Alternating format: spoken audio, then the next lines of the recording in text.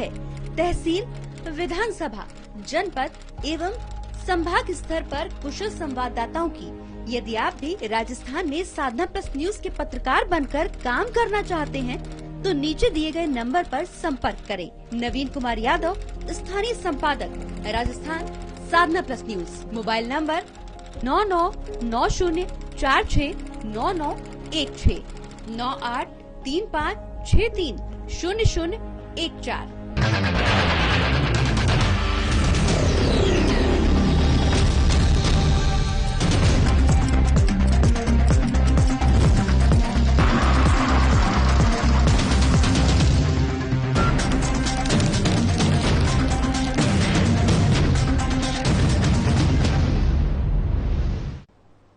नमस्कार, आप देख रहे हैं साधना प्लस न्यूज। आप सभी का स्वागत है हमारा राजस्थान के हमारे इस बुलेटिन में। आपके साथ मैं अंजलि। बुलेटिन की शुरुआत करेंगे, लेकिन इससे पहले नजर डाल लेते हैं आज की तमाम सुर्खियों पर। भरतपुर में जलदाय विभाग की लापरवाही से लोग परेशान। कई इलाकों में इससे आ रहा दूषित पानी, तो वहीं कई इलाकों में पानी की सप्लाई पूरी तरह से बाधित। भरतपुर में राजस्थान पुलिस दिवस कार्यक्रम का आयोजन। अतिरिक्त पुलिस उपायुक्त को किया गया सम्मानित। राष्ट्रीय पुलिस पदक से किया गया सम्मानित। भरतपुर में स्वास्थ्य मेला का आयोजन। 18 से 27 अप्रैल तक होगा आयोजन। पंचायत समिति मुख्यालय पर होगा आयोजन। भरतपुर में किसानों ने समस्या को लेकर भी किया प्रदर्शन। मंडी प्रशासन के खिलाफ जताई नाराजगी। न्यायालय नहीं मिलने पर आंदोलन की कही बात। हनुमानगढ़ में स्टेट हाईवे निर्माण में गड़बड़ी। ठेकेदार और विभाग द्वारा किया जा रहा लीपापोती। नियमों को ताक पर रखकर किया जा रहा निर्माण कार्य। अब करते हैं बुलेटिन की शुरुआत खबरों से। भाजपा प्रदेश उपाध्यक्ष और सांसद सीपी जोशी ने प्रदेश मुख्यालय में प्रेस वार्ता को संबोधित किया है, जिसमें कि विशेष रूप से भारत सरकार की उपलब्धियों को गिनाया है और साथ ही साथ वित्तीय समावेश इस विषय को लेकर के आप लोगों के बीच उपस्थित हुआ हूं, ऐसा उन्होंने कहा है। जहां पर भारत सरकार के पिछले 8 वर्षों में कुशल रणनीति और वित्तीय प्रबंधन के कारण कई ऐसे ऐतिहासिक कार्य हुए हैं जो देश कई वर्षों से इंतजार कर रहा था। जहां पर उन्होंने आगे कहा कि नरेंद्र मोदी के नेतृत्व में ये ऐतिहासिक निर्णय हुआ है, जिसके कारण एक देश एक एक करके इस योजना को लेकर के जो प्रधानमंत्री इच्छा शक्ति थी, कई प्रकार के करों में भिन्नता थी, पूरे देश भर में उनका एक देश एक कर में पिरोने का काम किया गया है। इस दौरान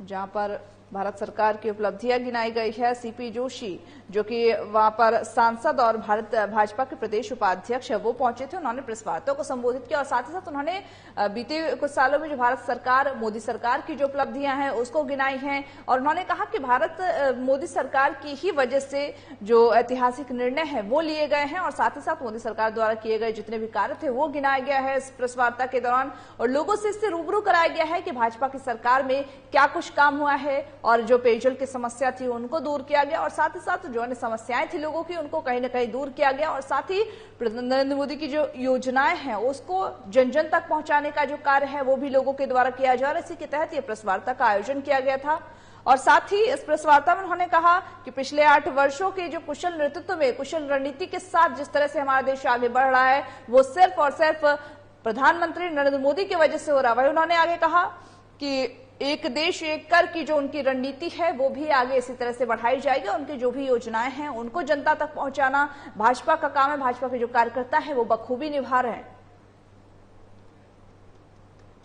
हिंडौन सिटी गांव खेड़ा जमालपुर सिलेंडर लीकेज होने से जहां पर 156 फोर्स घर में आग लग गया। बता दें कि जहां पर जिसमें कि रखे हुए हजारों रुपए का सामान जलकर राख हो गया है। वही जानकारी के मुताबिक खेड़ा जमालपुर निवासी अतर सिंह पुत्र नवल सिंह जाट के छप्पर पोश में घर में सिलेंडर रखी हुई थी जिसमें कि आग लग गई है और पशुओं का चारा, कपड़े, बिस्तर, अनाज सहित जो घरेलू सामान था वो जलकर राख हो गया है। आग इतनी ज्यादा भयंकर थी कि ग्रामीणों ने काफी मशक्कत के बाद आग बुझाया लेकिन कामयाब नहीं हो सके। वहीं देखते ही देखते जो पीड़ित परिवार था उसका सारा जो सामान था वो जल करके राख हो गया। पीड़ित परिवारों को आर्थिक सहायता दिलाई जाने की ग्रामीण मांग पर अड़े हुए। जैसा आप तस्वीरों में देख सकते हैं कि इस तरह से ये छप्पर पोश मकान धू करके जल रहा है। ग्रामीण लगातार पानी ले लेकर उसको बुझाने की कोशिश की लेकिन आग अपना विकराल रूप लिए हुए है और आग पर काबू पाने के लिए ग्रामीणों को काफी परेशानियों का सामना करना पड़ रहा है।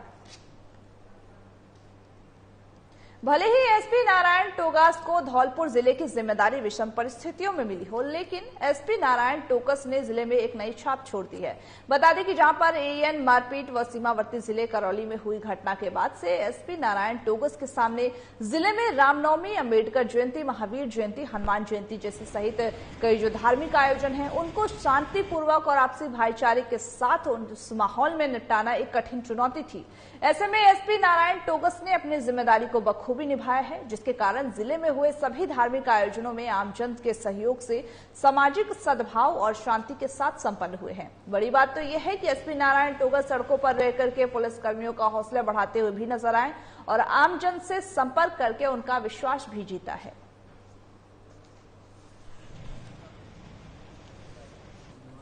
ये आश्वस्त करना चाहता हूं कि पुलिस की तरफ से कानून व्यवस्था और अपराध कंट्रोल के लिए पूरी तत्परता से और निष्पक्षता से कार्रवाई की जाएगी।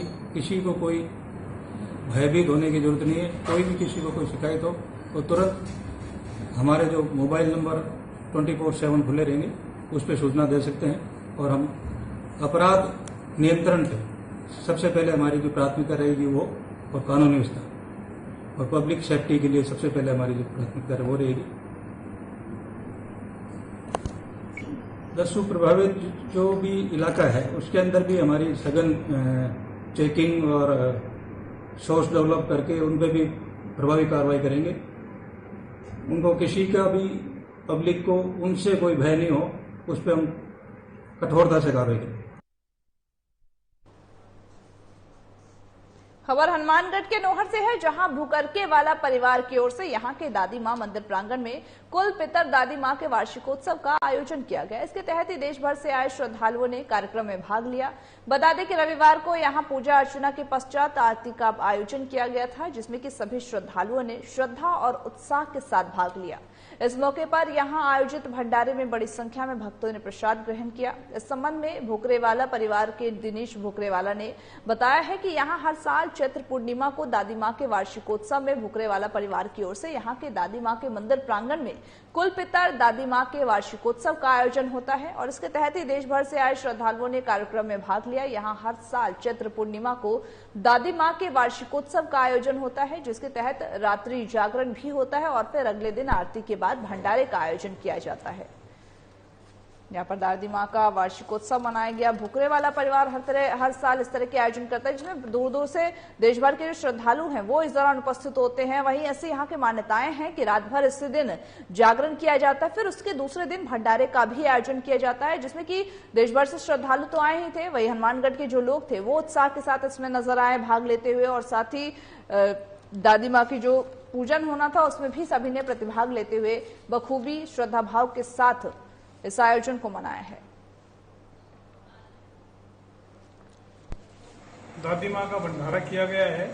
कल शाम को दादी माँ का जागरण किया गया था और ये हमारे भुकरका वालों की पितरानी दादी माँ हैं और इसका हर साल आयोजन किया जाता है।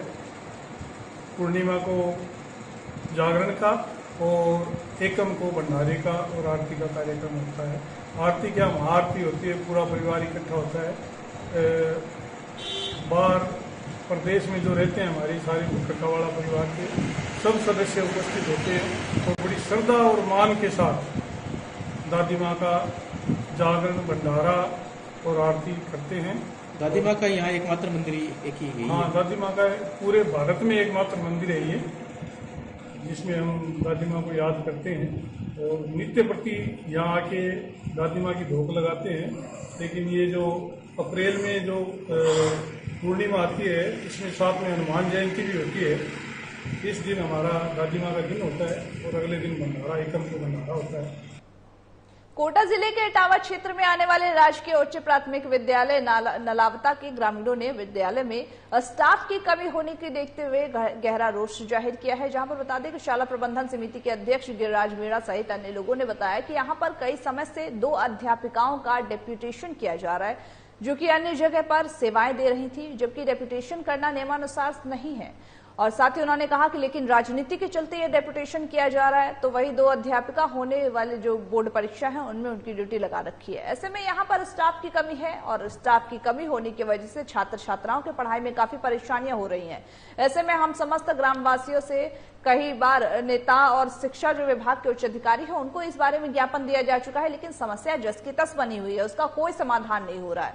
ऐसे में राजकीय उच्च माध्यमिक विद्यालय विनायका पीईओ के अधीन विद्यालय आता है और यहाँ पर भी उन्होंने ज्ञापन दिया है और ज्ञापन में लिखा है कि 19 अप्रैल तक हमारी समस्या का अगर समाधान नहीं किया गया तो हम समस्त ग्रामवासी नलावता विद्यालय के तालाबंदी करेंगे, जिसका जिम्मेदार प्रशासन होगा और शिक्षा विभाग के अधिकारी भी होंगे। हमने सबको इस बारे में सूचना दी है और साथ ही यह भी कहा कि हमारे विद्यालय की व्यवस्था सुधारे ताकि हमारे बालक बालिका पढ़ सके और शिक्षा विभाग के लिए जो सरकार की तरफ से करोड़ों रुपए का बजट आता है, जो करोड़ों रुपए खर्च किए जाते हैं, लेकिन यहाँ पर नतीजा इसका शून्य दिखता है। अगर समाधान नहीं किया गया तो आगे भी आंदोलन किया जाएगा।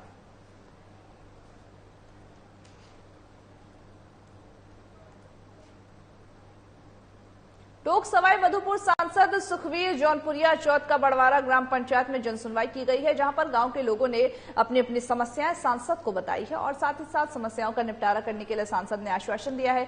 बता दें कि सरपंच सीता सैनी द्वारा ज्ञापन दिया गया है। ज्ञापन में बताया गया है कि चौथ का बड़वारा रेलवे स्टेशन के पास एक नाला अवरुद्ध है जो कि रेलवे सीमा के अंदर पड़ता है, जिससे कि बारिश के दिनों में यह नाला जाम हो जाता है और बस्ती में पानी भर जाता है। वही सांसद महोदय ने फोन करके डीआरएम को अवगत कराया है इस बारे में और साथ ही कहा कि इस नाले को तुरंत सफाई करने के उस दौरान निर्देश दिए गए हैं। वहीं सांसद महोदय ने रेल मंत्री से बातचीत करके ट्रेनों का रुकवाने का आश्वासन भी दिया है।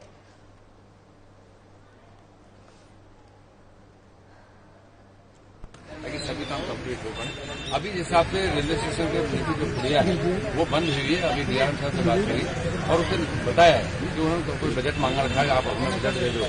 मैं समझता हूँ ना बजट देने की जरूरत है, जो वो खुद रेलवे का अंदर में आती है तो रेलवे डिपार्टमेंट उसको ठीक करेगा।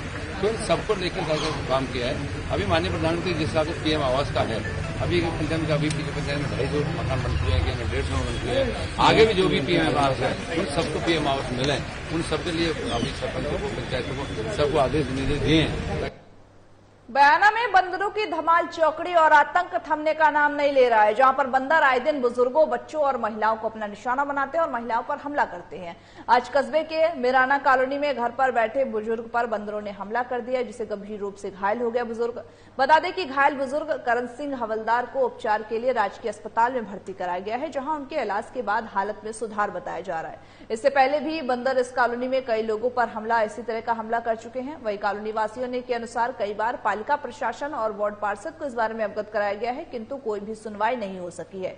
यह बुजुर्ग अपने गांव ध्वजा बरौली की से बयाना में रह रहे थे, तो अपने बहू बेटे से मिलने के लिए यहां पर आए हुए थे कि इस दौरान बंदरों ने इन पर हमला कर दिया।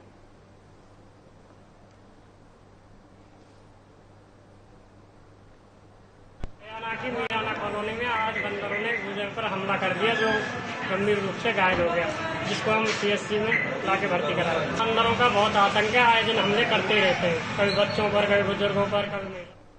भुसावर थाने के गांव बाजरेन में 6 जनों के छप्पर पोश आवासों में आगजनी की घटना होने से घरों में रखा हुआ घरेलू सामान, लकड़ी, पशु चारे के साथ कुछ लोगों के दुधारू पशु भी आग की लपटों में आने से झुलस गए हैं और जख्मी हो गए हैं। बता दें कि आग लगने का कारण बताया नहीं गया, आग लगने के कारणों का भी पता नहीं चल सका है।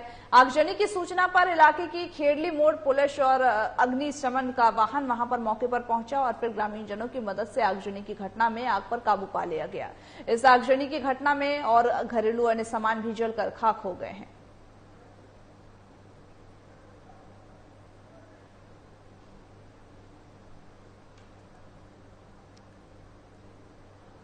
पैरा कमांडो अमर शहीद मुकुट बिहारी मीणा की प्रतिमा का अनावरण रविवार को राज्य स्तरीय सैनिक कल्याण सलाहकार समिति के अध्यक्ष मानवेंद्र सिंह जसोल के मुख्य आतिथ्य और पूर्व विधायक मनोहर थाना कैलाश मीणा की अध्यक्षता में वीरांगना अंजुना मीणा शहीद की पुत्री आरू ने अम्बेडकर भवन के पास शहीद स्मारक पर फीता काटकर किया है।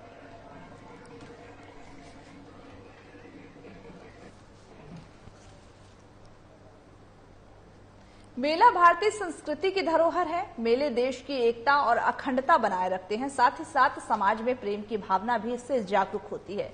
बता दें कि मेला और सामूहिक कार्यक्रम में इंसान में देशभक्ति और भाईचारा कायम रहता है और उसकी भावना जागृत रहती है।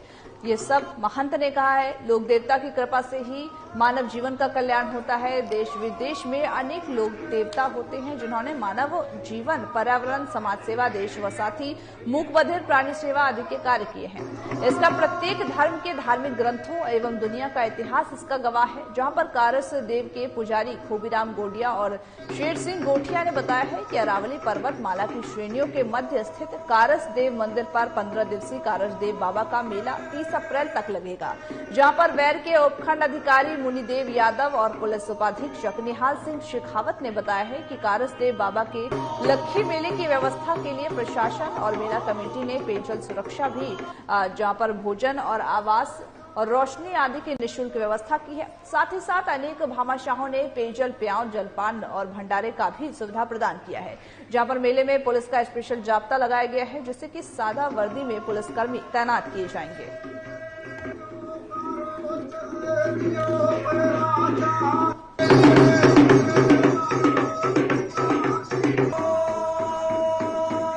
जिले के ग्रामीण इलाकों में जहां इस भीषण गर्मी के दौर में लोग पेयजल संकट से जूझ रहे हैं, तो वहीं शहर के कई इलाकों में भी पेयजल सप्लाई की हालत गंभीर है। दूषित और बदबूदार पानी की सप्लाई जहां लोगों की सेहत खराब कर रही है, तो वहीं कई कॉलोनियों में सरकारी नल से पानी की सप्लाई पूरी तरह से बाधित होने के चलते लोग अपने पैसों से पानी का टैंकर मंगवाने को मजबूर हो रहे हैं। बता दें कि पीने के पानी की बोतल खरीदकर प्यास लोग बुझा रहे हैं। हालत अब यह है कि जलदाय विभाग के जिम्मेदारों की लापरवाही लोगों को आर्थिक और शारीरिक रूप से नुकसान पहुंचा रहा है। लोगों की कई बार शिकायतें आ चुकी हैं। शिकायतों करने के बावजूद भी अधिकारी पूरी तरह से लापरवाही बरतते हुए नजर आ रहे हैं। हालांकि जिला कलेक्टर के सख्त निर्देश है कि शहर में स्वच्छ पेयजल की सप्लाई का जलदाय विभाग गंभीरता से पालन करे।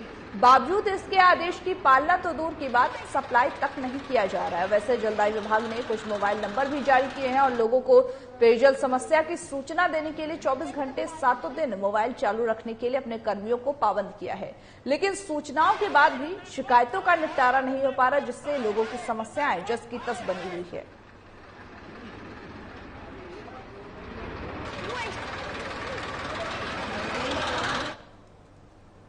जयपुर में राजस्थान पुलिस दिवस पर आयोजित समारोह में, जहां पर राष्ट्रपति पुलिस पदक से उत्कृष्ट कार्यों के लिए पनवारा मंदिर हाल निवासी सुभाष चौक बयाना अतिरिक्त पुलिस उपायुक्त जयपुर करण शर्मा को सम्मानित किया गया है। बयाना के सुभाष चौक निवासी करण शर्मा जयपुर में अतिरिक्त पुलिस उपायुक्त अपराध और सतर्कता के पद पर तैनात है।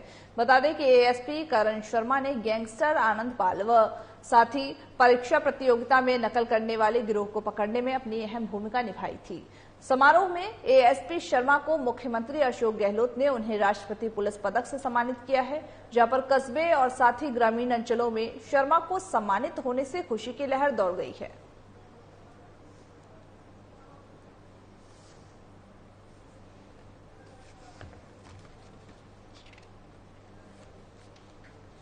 अगली खबर हनुमानगढ़ से है, जहां पर चाइया गांव से लेकर के सादुल शहर तक स्टेट हाईवे 76 के निर्माण कार्य में ठेकेदार पर गुणवत्ता विहीन निर्माण सामग्री काम के लिए लाए जाने के आरोप लगे हैं। बता दें कि ग्रामीणों ने यह बताया है कि ठेकेदार सड़क के दोनों किनारों पर बजरी और रोड़ी की जगह रेतीली मिट्टी का धड़ल्ले से इस्तेमाल कर रहे हैं। निर्माणाधीन सड़क के दोनों किनारों पर रेतीली मिट्टी के ढेर देखे जा सकते हैं, जहां पर ग्रामीणों के अनुसार कहीं तो ठेकेदारों ने पुरानी तोड़ी हुई, तो वही साथ ही सड़क ने ये नकारा है कि मलबे को किनारे पर डाल दिया है, और जो कि सरकारी मानकों के अनुसार सही नहीं है। और इतना ही नहीं, ठेकेदारों द्वारा सड़क निर्माण में काम में ली जा रही बजरी भी मानकों के अनुसार सही नहीं है। ठेकेदार ने लापरवाही करते हुए कई जगहों पर सड़क टूटे हुए छोड़ दिए हैं, और जिसका अभी तक निर्माण कार्य भी नहीं करवाया गया है। सड़क निर्माण अधूरा होने के कारण ही वाहन चालकों को भारी परेशानियों का सामना करना पड़ता है। पीपीपी मोड के अधिकारियों की लापरवाही के चलते ठेकेदार के कार्मिक बेखौफ होकर के सड़क के घटिया निर्माण को अंजाम दे रहे हैं। घटिया निर्माण के चलते स्टेट हाईवे जगह जगह से क्षतिग्रस्त हो गए हैं, और हाल ही में चाइया गांव के बस स्टैंड पर किया गया निर्माण कार्य भी घटिया सामग्री के साथ किया गया है, जिसकी वजह से वो अभी ही बिखर गया है। ग्रामीणों का ये कहना है कि ठेकेदारों के पुरानी सड़क को तोड़ करके उसका मलबा भी निर्माण सामग्री में मिला दिया था, जिसके चलते सड़क बनते ही टूट जा रही है, जिसका ग्रामीण जमकर विरोध भी कर रहे हैं। ग्रामीणों ने निर्माण कार्य में लगी फर्म को ब्लैक लिस्टेड करने की भी मांग की है।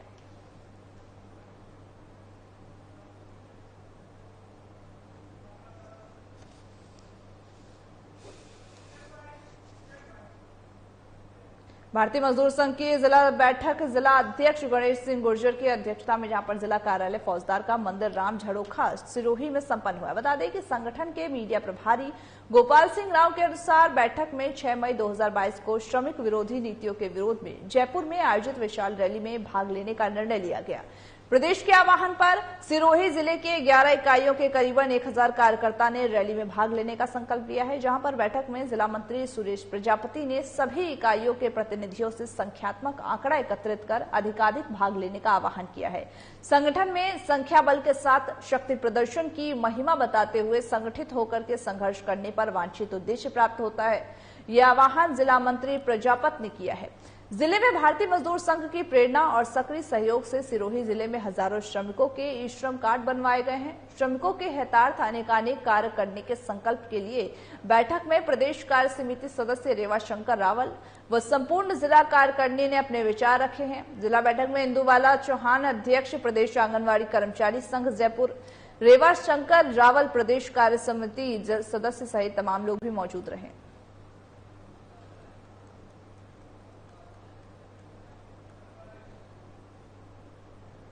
कैबिनेट और पीडब्ल्यूडी मंत्री भजनलाल जाटव के विधानसभा क्षेत्र में Bhusawar state mega highway Chhokar बाड़ा कला सड़क मार्ग पर एक बाइक पर सवार 3 बदमाशों ने हथियारों के बल पर एक व्यापारी को लूटने का प्रयास किया है, लेकिन व्यापारी के विरोध करने पर अपराधी मौके से फरार हो गए। घटना की सूचना पर भुसावर पुलिस को दी गई है। घटना की सूचना मिलते ही मौके पर पहुंची पुलिस ने अपराधियों की तलाश में जुट गई है।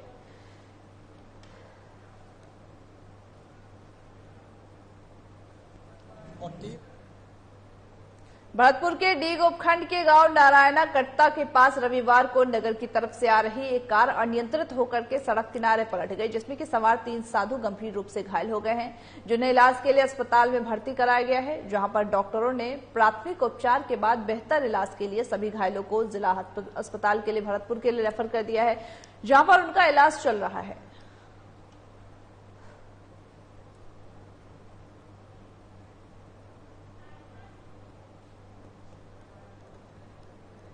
भरतपुर के डीग कामा मार्ग पर पास्ता मोड़ पुलिस चौकी के आगे एक कार रविवार की सुबह अनियंत्रित होकर के खेतों में जा पलटी, जहां पर गनीमत यह रही कि कार में सवार व्यक्ति के कोई चोटें नहीं आई हैं, लेकिन गाड़ी में काफी नुकसान हुआ है। जहां पर गांव गुहाना निवासी राम खिलाड़ी गुर्जर ने बताया है कि रविवार की सुबह कस्बा डींग निवासी अपनी गाड़ी से पहाड़ी की ओर जा रहा था कि इसी बीच पास्ता मोड़ पुलिस चौकी से थोड़ा आगे गाड़ी सड़क से अनियंत्रित होकर के खेतों में जा पलटी।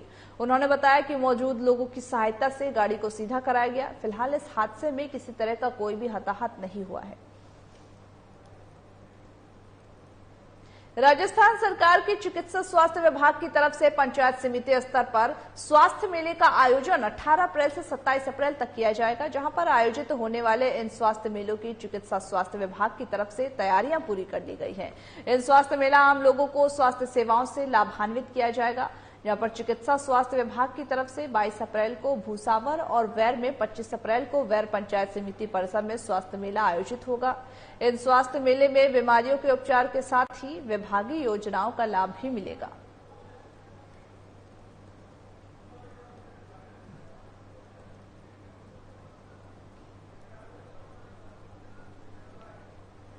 किसानों ने समस्याओं को लेकर के मंडी में विरोध प्रदर्शन किया है, जिस पर कि बीजेपी किसान मोर्चा के प्रदेश प्रवक्ता नीम सिंह फौजदार ने मौके पर पहुंच करके किसानों की समस्याओं को लेकर के मंडी प्रशासन और व्यापार संघ के अध्यक्ष से वार्ता कर समस्याओं के निराकरण का प्रयास किया है।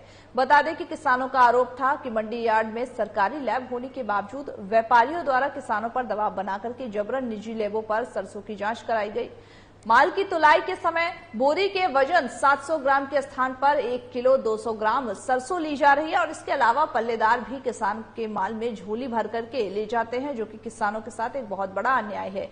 इस पर बीजेपी प्रदेश प्रवक्ता फौजदार ने, जहां पर बता दें कि बीजेपी प्रदेश प्रवक्ता है फौजदार ने मंडी व्यापार के अध्यक्ष राजेश खंडेलवाल और साथ ही पल्लेदारों के अध्यक्ष रामजी लाल और मंडी सेक्रेटरी कौशल सिंह से बात कर ये तय किया है कि मंडी के अंदर माइक सेट लगवा करके प्रतिदिन मंडी में माल बेचने आने वाले किसानों को यह बताया जाएगा कि मंडी में सरकारी लैब मौजूद है, जहां पर किसान अपनी सरसों के तेल की मात्रा की निःशुल्क जांच करा सकते हैं। किसानों ने चेतावनी दी है कि यदि मंडी प्रशासन, व्यापारियों और पल्लेदारों द्वारा समझौते का पालन नहीं किया गया तो किसान आंदोलन और मंडी गेट का ताला लगा करके धरना प्रदर्शन करने को मजबूर होंगे। इस मौके पर सीताराम गिरादवर, मानसिंह जलदार, दुर्गेश फौजदार, अवनीश उपाध्याय सहित काफी संख्या में किसान मौजूद थे। सबसे पहली शिकायत तो ये थी कि एक तो गवर्नमेंट की जो लैब है वो मंडी के अंदर है और बाहर जो लैब है वो प्राइवेट। व्यापारी लोग जबरदस्ती उनको बाहर लैब निकलवाने के लिए प्रेशराइज करते थे। एक तो हमारी सबसे पहली डिमांड हमने ये रखी है कि लैब सरकारी जो गवर्नमेंट ने लगा रखी है उस पर लैब निकलवाएं, बाहर के लिए प्रेरित ना करें और प्रेशर भी ना डालें। दूसरा, हर कट्टे का वजन 700 750 ग्राम है, उस कट्टे पर 1 किलो 200 ग्राम 300 ग्राम 200-300 ग्राम सरसों एक कट्टे पर फालतू ली जा रही थी। उसके लिए हमने प्रस्ताव रखा है और अपनी बात रखी है। मंडी के अध्यक्ष जी राकेश जी वहां आए और पल्लेदार जो झोरी भर के ले जाते हैं, लास्ट में जो कहते हैं झोरी दो, उसमें 5-6 किलो सरसों किसान की ले जाते हैं। ये 3 बात थी। यहाँ पर मंडी के अध्यक्ष को भी बुलाया, जमादारों का जो अध्यक्ष है उसको भी वहां बुलाया, बैठ के आज एक सामाजिक तरीके।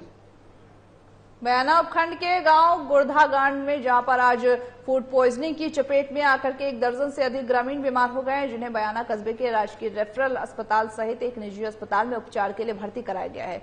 बता दें कि बीती रात्रि के कुछ लोगों के पेट दर्द हुआ और फिर हल्की उल्टी दस्त की शिकायत होने पर, जिस पर कोई ध्यान नहीं दिया गया। वहीं आज दोपहर को जब कई लोगों की तेज पेट में दर्द और उल्टी दस्त की शिकायत हुई तो उन्हें उपचार के लिए बयाना लाया गया, जहां पर आधा दर्जन से अधिक लोगों को उपचार के लिए राजकीय रेफरल अस्पताल में भर्ती कराया गया है। आशंका यह जताई जा रही है कि कुएं का पानी दूषित होने से ये लोग बीमार हुए हैं और उल्टी दस्त व पेट दर्द के शिकार हुए हैं।